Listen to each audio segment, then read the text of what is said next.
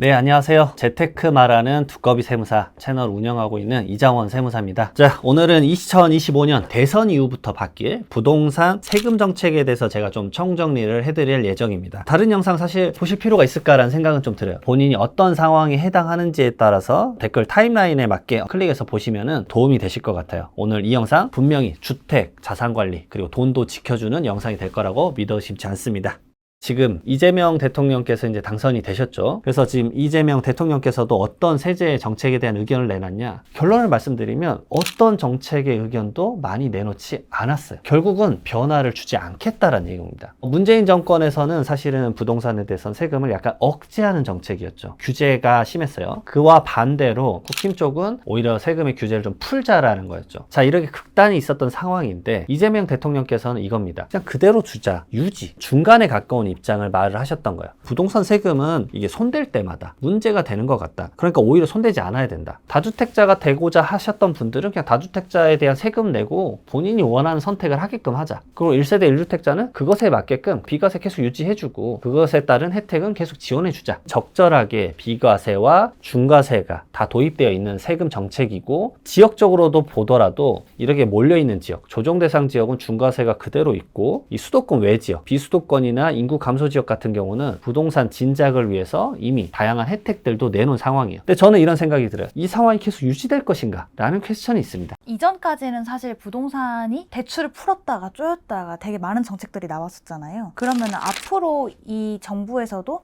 별다른 정책 없이 쭉 스탠스를 유지할 거라고 생각하시나요? 이게 제가 이제 말하는 두 번째랑 연결되는 좋은 질문이신 것 같아요. 왜냐하면 두 번째 질문은 결국은 부동산 시장 현황도 봐야 돼요. 세수 현황도 봤지만 부동산 시장 현황을 안 볼 수가 없죠. 누가 대통령이 되든 간에 저는 이 얘기를 제 채널에서 계속 얘기를 했었어요. 결국은 3.19 주택시장 안정화 방안이 나왔었습니다. 왜냐? 갑자기 이제 토호제를 풀었는데 엄청나게 부동산 가격이 미친 듯이 올랐죠. 강남 3구랑 용산이 올랐어요. 그래서 3월 19일 날 부랴부랴 대책을 냈죠. 그래서 강남 3구랑 용산의 모든 아파트는 토지거래 허가구역으로 묶겠다라고 한 거예요. 그리고 나서 지금 한 2달 정도 지났는데 어떤 통계가 나왔냐? 강남 그다음에 용산에 대한 거래가 97.7%가 감소했습니다. 왜냐? 솔직히 말하면 이거 전세 끼고 못 산다는 얘기예요. 토지거래 허가구역은 내가 취득을 하면 어떻게 해야 돼요? 실거주 2년을 해야 되죠. 그러니까 결국은 그게 불가능한 상황이라는 것을 시장에서 알고 있다는 거죠. 근데 이 자금이 계속 돈단 말이에요. 이 돈 어디다 투자하지? 어디다 투자하지? 그럼 어디로 가죠? 이 한강변 라인의 옆으로 가는 거예요. 마포, 성동, 강동, 광진 이렇게 가는 겁니다. 그러니까 거기들이 풍선 효과로 올라가는 거예요. 그럼 진짜 올라갔느냐? 4월, 5월 초까지의 데이터는 안 올라갔었어요. 근데 달라진 게 5월 중순부터 나옵니다. 풍선 효과가 나오기 시작한 거예요. 강북이나 이런 지역, 동대문구, 구로구 이런 데는 토지거래 확대 이후에 가격 상승폭이 오히려 확대되는 양상도 있었어요. 경기 광명이랑 성남도 마찬가지입니다. 결국 이렇게 갑자기 풍선 효과가 터지기 시작하는 거예요.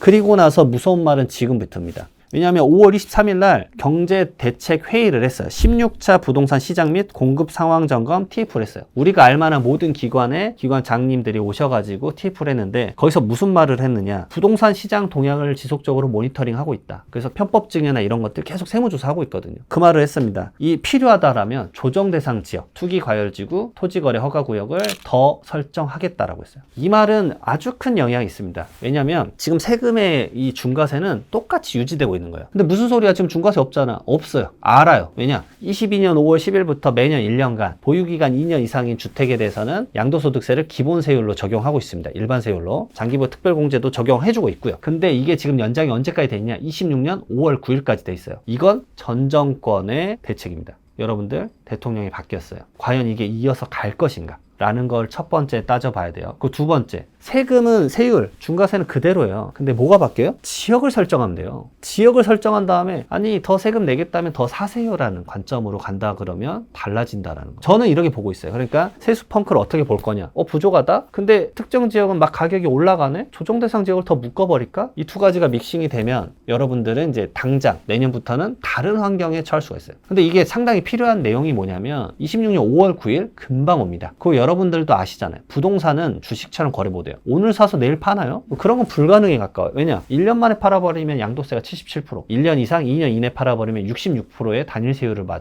그러니까 양도소득세가 살인적이기 때문에 기본 2년 지난단 말이에요. 그런 상황에서 과연 나는 어떻게 움직일 것인가? 이거 고민 안 할 수가 없겠죠. 그리고 하나 더, 내가 움직이는 게 아니라요, 이 새로 바뀐 대통령과 이 내각에서는 어떻게 할 것인가를 봐야 돼요. 이분들은 정책을 그대로 유지하고 싶을 수 있는데 세수 상황과 부동산 상황이 이런 상황이에요. 그러면 이거 말은 그러겠지만 쉽지 않을 수도 있겠다라는 의견을 피력할 수도 있다라고 봐요. 이 대선이 됐다고 갑자기 나라가 뚝딱 바뀌는 게 아니잖아요. 기존에 있었던 부동산 정책과 그 세금 부족한 상황은 바톤 터치가 되는 거라고. 그러니까 이 상황에서 과연 어떻게 대책이 나올 것인가를 계속 지켜봐라 라고 말씀을 드리고 싶어요. 내 자산 관리를 하기 위해서는 결국은 앞으로 어떤 상황이 펼쳐질지를 이 영상을 보면서 어느 정도 가름한 탔을 거라고 봅니다. 앞으로 집을 사기가 더 어려워질 것 같고 산다고 해도 팔기가 더 어려워질 것 같단 말이죠. 사실은 제가 기억합니다. 2017년 파리 대책부터 그 중과세 역사를 다 알고 있어요. 이 많은 역사를 다 경험을 했고 그때마다 모든 상담을 했었어요. 근데 좀 말씀드릴게요. 무주택자는 주택 하나 취득하더라도 어떤 변동도 없어요. 주택 하나에 대한 그 모든 세금 정책은 1주택까지는 괜찮아 라는 제도예요. 근데 여기서 예를 들어서 임대소득 하겠다고 오피스텔 하나를 더 사요. 그때부터 2개가 되는 거예요. 그때부터 여러분들의 인생은 이제 힘들어질 수도 있다. 결국 주택수를 무작정 늘리는 거는 힘듭니다. 근데 이제 그게 대책이 어떻게 나오냐에 따라서 달라질 수 있다라는 거죠. 그러니까 주택을 추가로 취득을 할 거냐, 아니면은 내가 기존에 주택이 있었는데 이 주택과 자금을 모아서 큰 거 한 채로 옮겨갈 것이냐, 이런 관점을 고민을 해봐야 되는 거예요. 그래서 우선 상황을 좀 보시면서 스위치를 고민해봐라 라고 말씀을 드리고 싶습니다. 왜냐? 너무 고통스러운 상황들을 많이 봤었어요. 저는 이해 갑니다. 그리고 정말 이 말씀 좀 애매하긴 하지만 너무 복잡해요. 그렇기 때문에 조금이라도 더 본인의 자산 관리하기 위해서는 공부를 꼭 하십시오. 그러면 이전 정부는 윤석열 정부였고 현재 정부는 이제 이재명 정부가 되었는데 이 둘 사이에 어떻게 다른지가 좀 궁금해요. 우선은 시장에 대한 바뀜인 것 같아요. 세금이니까 저는 이거를 2가지로 이번에 나눠봤습니다. 다양한 결국은 정책의 연구가 있는데 저는 이번에 주택세금이 이런 것 때문에 영향을 미칠 거라고 해요. 지금 방금 말씀드렸던 이재명 대통령께서는 그냥 현상을 유지하고 싶어 할 것 같아요. 근데 환경이 그걸 놔둘 것이냐, 저는 이게 핵심이라고 봅니다. 자, 첫 번째로 세수가 너무 공백이 심해요. 2023년도와 2024년도 세수가 얼마가 비냐? 87조입니다. 이게 사실 좀 센 편이에요. 왜냐면 우리가 1년에 예산이 한 400조 정도로 잡는데 매년 간단하게 계산하면 산술적으로 한 40조씩 비었다는 얘기잖아요. 상당히 많이 빈 케이스예요. 근데 세수 공백에 대한 얘기는 이미 뉴스로 많이 접하셨을 건데 이 영상 찍기 아주 직전이에요. 감사원에서 감사를 했습니다. 이게 5월 30일 날 나온 건데 그 보고서에 따르면 결론이 이거예요. 세수 결선의 80%, 거의 한 70조에 가까운 거는 정부가 경기 변동을 예측하지 못했다라는 거예요. 말 그대로 윤석열 정권에서 너무 장밋빛 미래를 본 거예요. 우리 잘 될 거야. 이렇게 양적 안 하도 잘 될 거야. 라고 예측을 하니까 돈도 많이 벌겠지. 그러니까 거기에 따른 세금도 더 많이 거치겠지라고 과대하게 평가를 한 거예요. 자, 이런 세수 펑크 상황을 과연 단순하게 이게 너무 장밋빛 미래로 했으니까 이거 잘못된 거니까 세수 상황은 따지고 보면 별거 없어 라고 볼 것인지, 아니면 두 번째로는 전 정권이 그 세수를 그렇게 봤다라는 얘기는 뭐냐면요, 잘 될 거란 예측이에요. 근데 솔직히 말하면 최근에 대선 결과 나오는 날이었어요. 대선 날에 제가 라디오에서 들은 내용이 뭐냐면 OECD에서 한국의 경제 성장률을 1.5%에서 1%로 0.5%포인트를 낮췄습니다. 근데 대한민국이 1% 성장은요, 정말 심각한 거예요. 그리고 이걸 3개월 만에 낮춘 거예요. 근데 제가 그 생각을 했어요. 그러면 OECD가 3개월 지나면 우리 0.5로 낮출까? 세수의 부족의 문제가 아니라 성장의 문제가 이미 생겨버렸구나. 새로운 뉴 노멀 상태가 돼버릴 수도 있겠구나라는 솔직히 고민이 돼요. 이거를 지금 이재명 대통령과 그 내각에서는 어떻게 바라볼 것인가, 그리고 이걸 어떻게 해결할 것인가에 대한 고민이 깊을 것 같아요. 그 상황에서 부동산 세금이 어떻게 바뀔지가 첫 번째 연결고리 같아요. 터무니없이 장밋빛 미래를 그리진 않았을 거라고 생각을 해요. 왜 그렇게 높게 기준을 잡았었고 우리는 왜 그걸 다시 회수하지 못했는지가 좀 궁금해요.